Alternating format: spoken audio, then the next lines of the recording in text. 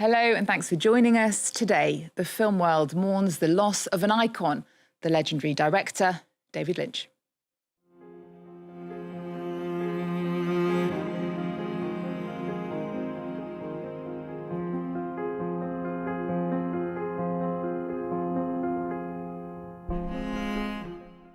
Tributes are being paid to the filmmaker David Lynch, who's died at the age of 78. Known for his surreal and unsettling style in films like Twin Peaks, Blue Velvet and Mulholland Drive, he redefined cinema and television, leaving behind a legacy of groundbreaking works.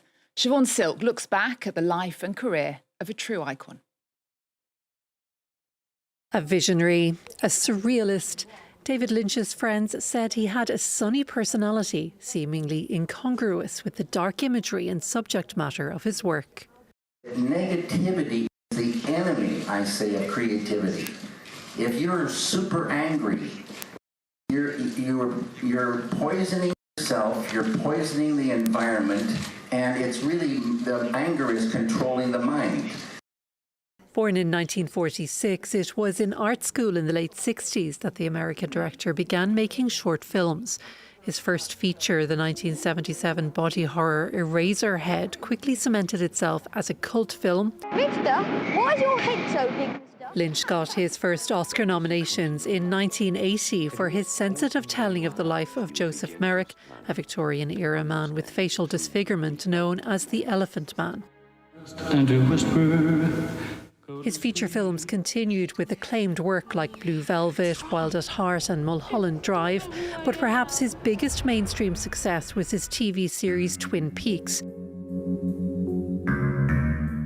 Debuting in 1990, the mystery set in a small town was a cultural phenomenon. It anticipated the later golden age of prestige TV, with Lynch bringing a cinematic sensibility to the small screen. David Lynch made his last feature film in 2006, but he never stopped the low-budget experimentation of his student days, continuing to make often bizarre short films. A devotee of transcendental meditation, the director began a foundation to share the practice with as many people as possible. That's just one tiny part of the legacy of David Lynch, who leaves behind a body of work by a transcendent creative mind. Well, let's cross now to our film critic, Emma Jones, who's in London. Hello, Emma. Why was he such an important filmmaker? Oh, I think he really was one of the original populist surrealists. And I think he was able to juxtapose small town Americana with, the startling, the unexpected, and sometimes the weird and dreamlike too. He really was an original voice. I think also because he started filmmaking in the 70s and 80s, he really was allowed to be experimental. That 1977 film, Eraserhead, for instance, it wasn't a success. It was rejected by loads of festivals before eventually securing that cult classic status. And that allowed him to make that wonderful film in 1980, The Elephant Man, starring John Hurt, which did earn him that first Oscar nomination. Then he failed again. He made 1984's Dune, which of course has been redone in the 21st century spectacularly. But that was a real flop, and Lynch, I think, had turned down making Return of the Jedi in order to make that. But he picked himself back up, and in 1986 with Blue Velvet, I really think we see the beginning of what we know as classic Lynch, that American detective story combined with surreal imagery, the discovery of an ear in a field, which leads to an investigation with a mysterious nightclub singer, played of course by Isabella Rossellini, the start of his collaboration with that actress. And then that gave him another Oscar nomination, but then he went on to make 1990's Wild at Heart, one of my favourite Lynch films, starring Nicolas Cage and Laura Dern as a pair of lovers. You must remember Nicolas Cage's iconic snakeskin jacket. Now, this really was the start of 90s film noir. It was pre-Tarantino, and it, had an amazing soundtrack as well. Unsurprisingly, his first showing at Cannes, it won the Palme d'Or. Let's take a look at Wild at Heart. You are not gonna to see him ever. I'd go the far end of the world for you, baby. A man can't ask for more than that. You move me, Sale. You really do. You want me to shoot Sailor in the brains with a gun? Well, Wild at Heart was the first time David Lynch showed a film at the Cannes Film Festival in 1990, and he was very much inspired by French cinema, wasn't he, Emma? Yes, he was. He absolutely loved Jacques Tati, particularly Mon Oncle. I think you can see from his films he's inspired by Cocteau, and he had a lifelong relationship with France. He even opened a nightclub in Paris, Silencio, in 2011. And I think he visited Cannes 5 times. Now, he was there in 1992, again, after the success of Wild at Heart, with a prequel to the series Twin Peaks. And as mentioned by your correspondent there, Twin Peaks might have been his biggest commercial success.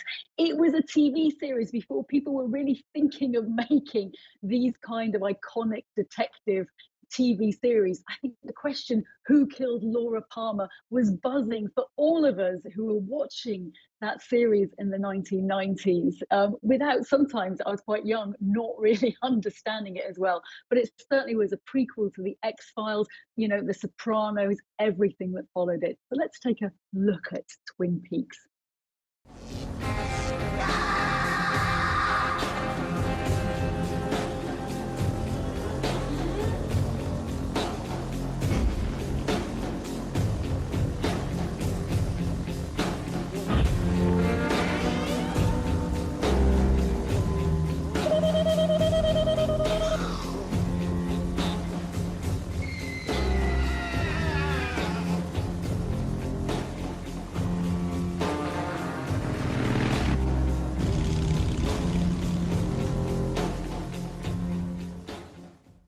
But of course, he was more than just a filmmaker. Here's David Lynch speaking to France 24 in 2010 about his experiences in meditation, which he practiced for more than 40 years.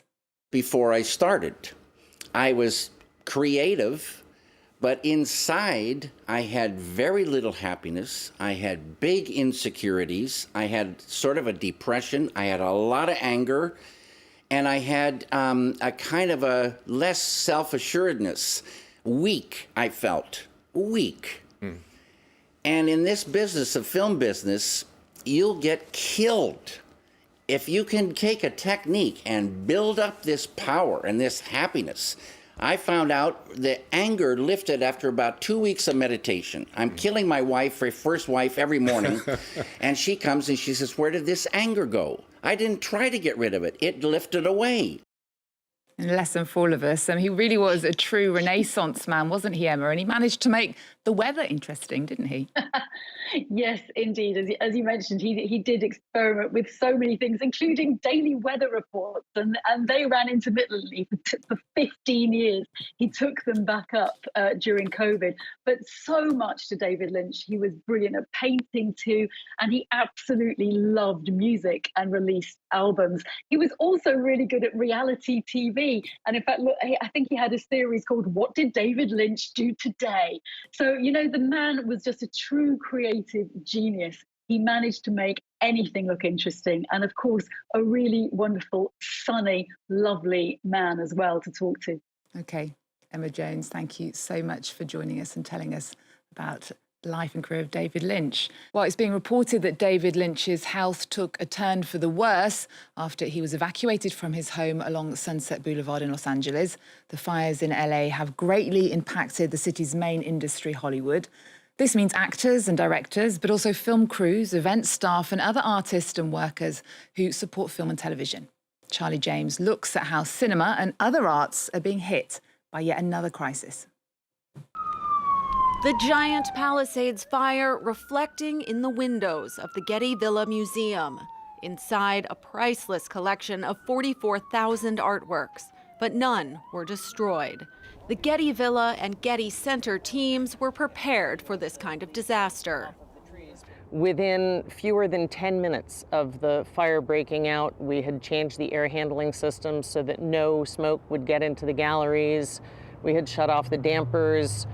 We started sealing off the galleries over there and very rapidly determined what the core group of staff was that was going to remain on site. Many artists' and collectors' homes and workshops were destroyed in the fires. The artist Camilla Taylor lost more than 20 years of creations. When the smoke clears, it could be one of the largest art losses suffered in the history of the United States. The fire did not spare cinematic art either. In Hollywood, several film shoots have been suspended, including the series NCIS and Grey's Anatomy. I make money. The LA movie premieres of The Last Showgirl and A Better Man were called off. The Oscar nominations have been delayed twice, and the Screen Actors Guild Awards have been canceled altogether. What a lot of people don't realize is that when these things happen, there's an economic impact, because it is not just the stars, but it is the makeup artists, the hairdressers, the drivers, the bartenders, the caterers, the event planners. There's a whole economy around these events that winds up suffering when they get canceled or postponed. The world of Hollywood also affected in private. Actors like Mel Gibson and Anthony Hopkins lost homes. Paris Hilton, who lost her Malibu villa, has been helping other disaster victims. And more celebrities are reaching into their pockets. Beyoncé pledged $2.5 million via her foundation. Actress Jamie Lee Curtis donated $1 million to help victims. I'm born and raised in the City of Angels. And the entire City of Angels is on fire everywhere, everywhere. After the COVID pandemic and 2 industry strikes, Hollywood has to once again band together in the face of disaster. Well, that's all from us. In today's show, we're remembering the filmmaker David Lynch, who's died aged 78 in LA. We're going to play out with a 2016 documentary called David Lynch, The Art Life, which traces the icon's early career as he moved from art into experimental film. Thanks for joining us. See you next time.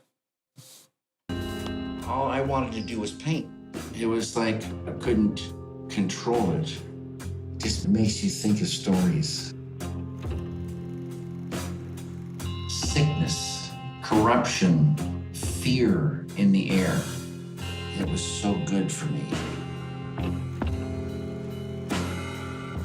I could imagine a whole world that doesn't exist. I had tremendous freedom. My own little place. It really would be such a world.